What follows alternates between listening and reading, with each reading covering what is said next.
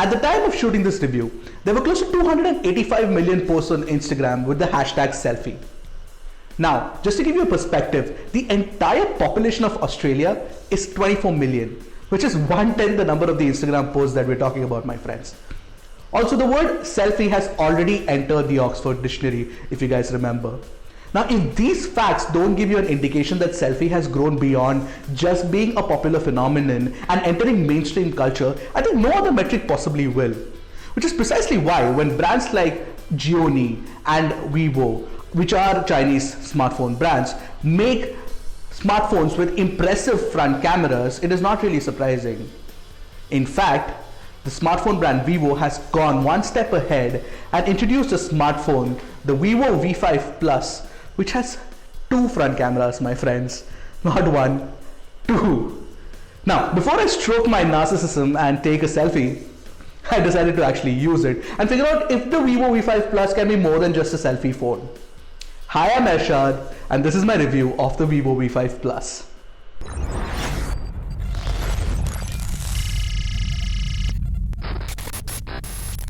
Getting right down to business, the Vivo V5 Plus comes with two front cameras and a flash module as well. One of the sensors is a 20 megapixel one and the other one is an 8 megapixel sensor. Vivo uses the second sensor to actually capture depth information. What this means is that your self-portraits will have a neat bokeh effect now. In all honesty, the fact that Vivo has managed to create this sort of a depth information in the front camera is quite an ingenious one. Thumbs up to the Vivo engineers to actually think of something ingenious as this. The selfies I captured retained a decent amount of details, including the pimples and pores on my face. If you're not a fan of such intricate details, which I'm guessing you're not, you can decide to use the beauty mode and add a coat of virtual makeup. Just ensure that you don't go overboard with it. If you're someone who's a night owl and likes to party till the break of dawn, then the front camera can also capture some decent low light selfies. Vivo has also tuned the flash module to provide some decent soft lighting that falls directly on the face and illuminates it. You can also use it to either fire a single shot of flash or use it as a fill lighting like the professionals do. The front flash on the Vivo V5 is one of the best I've used on a smartphone. Let it be known that the 16 megapixel primary camera on the rear captures much more detailed photographs. I captured the same subject and you can clearly see that the definition and the color reproduction is better using the rear camera. The HDR mode also does a great job of improving the highlights and shadows to make the final image look impressive. However, in low light the primary camera struggles. I notice a fair bit of lens flare, which indicates an exposure control issue. Despite using a lower ISO for most shots in the night, I noticed a fair amount of noise as well.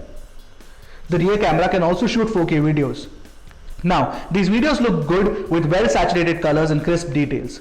Even the dynamic range is pretty good. The phone also captures stereo audio, which is of great quality. However, there is no OIS, and that results in shaky footage. To say that the Vivo V5 Plus looks like the iPhone 7 would be sort of an understatement. The camera module slightly juts out from the back and the antenna bands run on the top and the bottom edges of the phone, which is exactly like the iPhone 7. In fact, if not for the Vivo branding, it is easy to mistake the Vivo V5 for an iPhone 7. Vivo has somehow managed to trim the bezels around the display and the phone itself is pretty compact and handy. The V5 Plus is 7.6mm thick and its 158.6 gram weight makes it easy to operate with one hand. The tactile feedback of the physical power button and volume rocker is pretty decent too. The fingerprint scanner sits on the home button below the display and the fingerprint recognition actually happens almost instantaneously. Also, tapping the scanner once takes you back one step. Moving on to the display, the V5 Plus is equipped with a 5.5-inch IPS LCD Full HD panel, which offers a fairly accurate color reproduction. Even the viewing angles and sunlight legibility are quite good. There is a 2.5D curved Gorilla Glass protection on top of the display as well. As far as the display is concerned, you won't have much to complain about. I didn't too. The V5 Plus runs the latest version of the company's proprietary FunTouch OS version 3.0 on top of Android Marshmallow 6.0.1. To say that FunTouch is highly inspired by Apple's iOS would be an understatement. Here are a few examples of how the two operating systems look similar. If you can actually look past that, I'd like to highlight that FunTouch OS is actually nimble and lightweight, and yet it offers a ton of features. Also, I like that very few third-party apps that are present can actually be all uninstalled if you don't want it. One of the new additions to FunTouch OS is the Smart Split mode. Once this mode is activated, you can immediately enter the split screen mode if a message pops up on the screen. Currently, it supports only popular apps like Facebook, WhatsApp, VLC and MX Player. It works well most of the time, but I don't see the reason to use this mode because it could actually be a distraction when you're watching movies. The V5 Plus is powered by the ever-dependable Snapdragon 625 system on chip, and it includes 4GB of RAM as well. Vivo provides 64GB of internal storage, but you will have to be content with that because Vivo has decided not to include a card slot for more storage. You can use an OTG pen drive to expand the storage limit though. Weirdly enough, the OTG support is not on by default and you will have to switch on a software toggle to actually activate it. The processor, as you all know, is fairly powerful, and in my testing period, I didn't face a single lag or slowdown at any point. I played Asphalt 8, which can actually stress any processor, but the V5 Plus handled them with fair ease.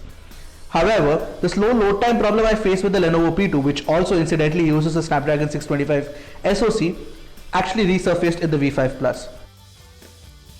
For daily tasks like multitasking and switching between apps, the V5 Plus does a good job though. Moreover, the phone doesn't heat up even when you stress the processor, which is great, but not really surprising because the 625's thermal efficiency has always been commendable. Other phones using the 625 like the Moto Z Play, Lenovo P2 and the Asus Zenfone 3 have showcased great battery performance in the past. The same continues with the V5 Plus. The V5 Plus has a 3055 mAh battery which supports fast charging.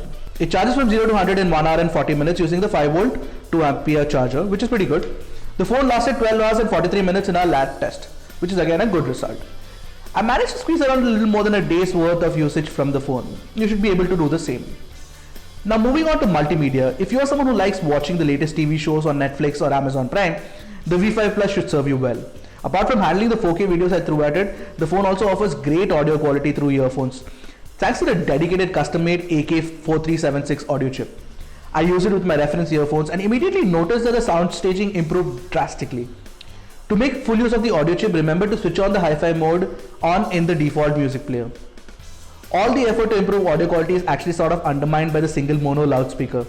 It can get loud, but there is evident distortion at high volumes.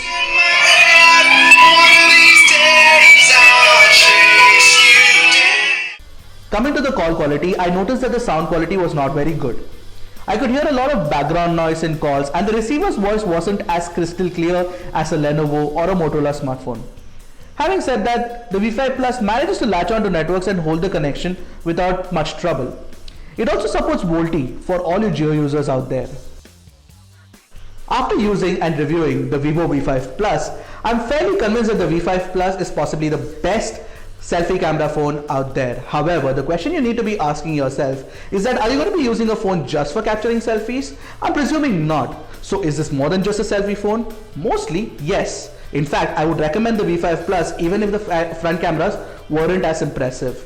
Having said that, phones like the Moto Z Play, Asus Zenfone 3, Samsung Galaxy A7 2016 edition and the OnePlus 3T offer a little more. For example, the Moto Z Play offers modularity, whereas OnePlus 3T offers fast performance. Now, you have to figure out, are you someone who says, first let me take a selfie before you actually say hello to your friends? Then the V5 Plus might just be for you. And that's it from me, Ershad. This was our review of the Vivo V5 Plus. If you actually like this review, you can go ahead and hit that like button and maybe share it too. In fact, if you want to see more videos like this, you can subscribe to our channel as well. Thank you so much. Until next time, adios.